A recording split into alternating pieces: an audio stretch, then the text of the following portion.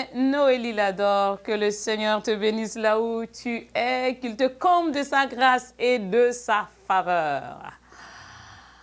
Alors que tu es en train d'attendre, tu es en train d'attendre le temps de Dieu, tu es en train d'attendre de réaliser ce que Dieu t'a appelé à faire. Qu'est-ce que tu dois faire? Qu'est-ce que tu dois faire? Est-ce que je vais juste croiser mes bras et puis attendre? Mais non, tu ne vas pas attendre passivement.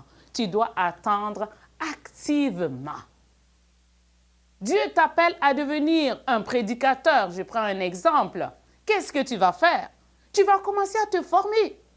Tu vas aller te former. Il y a des gens qui disent, oh, ben, si c'est la prédication, ben, je n'ai pas besoin de me former. Le Saint-Esprit va me former. Il faut savoir que Dieu a besoin de gens qui se forment. Regardez dans la parole de Dieu. Paul s'est formé au pied de Gamaliel. Et souvent, il y a des gens qui disent, oh, je suis formé par le Saint-Esprit. Dieu est un Dieu de sagesse.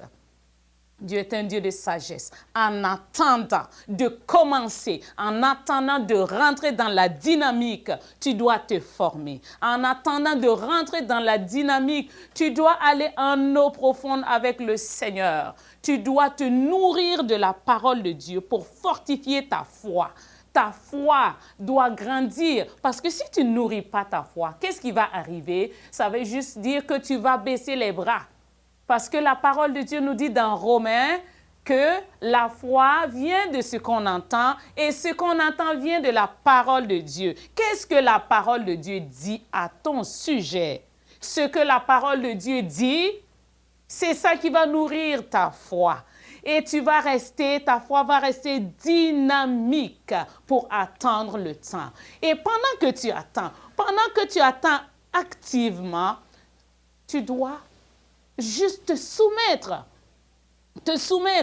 à ce que, par exemple, tes dévanciers ou tes supérieurs vont te demander de faire. Parce que c'est comme ça aussi tu es en train d'apprendre. C'est comme ça tu es en train de te forger. Ne pense pas que Dieu va te prendre de commencer par 1 et te placer à 1000. Il va t'amener progressivement. Il va t'amener progressivement. Il va t'amener progressivement. En attendant ce temps, tu dois te former. En attendant ce temps, tu dois vivre de la parole de Dieu pour grandir. En attendant ce temps, tu dois aller en profondeur dans la prière, dans le jeûne, dans la prière. Je veux juste te dire que quand Dieu t'appelle, ne pense pas que c'est des choses, « Ah, bon, je peux faire ça. » Non, c'est une œuvre spirituelle, ça prend une approche spirituelle.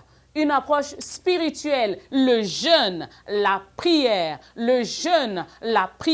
consacre ta vie, discipline ta vie, parce que tu es né pour impacter. Pour que tu sois capable d'impacter la vie des gens, tu ne peux pas aller avec la chair, tu dois aller avec l'esprit, tu dois devenir un homme spirituel, tu ne dois pas être un homme charnel. Un homme charnel n'impacte jamais, parce que quand Dieu t'appelle pour une œuvre spirituelle, tu dois aller avec des bagages spirituels. Tu dois aller avec des bagages spirituels. Tu dois être à la hauteur. Les gens doivent voir la gloire de Dieu sur ta vie. Les gens doivent voir la puissance de Dieu sur ta vie. Parce que Dieu t'a appelé à impacter. Tu ne peux pas impacter les gens n'importe comment. Tu as besoin d'être solide avec le Seigneur. Donc, en attendant, je te conseille juste de t'accrocher à Jésus, qui est le maître de l'appel. Accroche-toi à Jésus de tout ton cœur. Ne fais pas comme tout le monde. Parce qu'il y a des gens qui disent, « Ah oui, ok, je vais faire ça. Je vais me mettre avec telle personne pour avoir plus de vues. » Le Seigneur ne t'a pas appelé pour des vues. Il t'a appelé pour sa mission. Il ne t'a pas appelé pour que tu aies des 100 000 likes ou des millions de likes. Ce n'est pas ça. Dieu ne t'a pas appelé pour ça.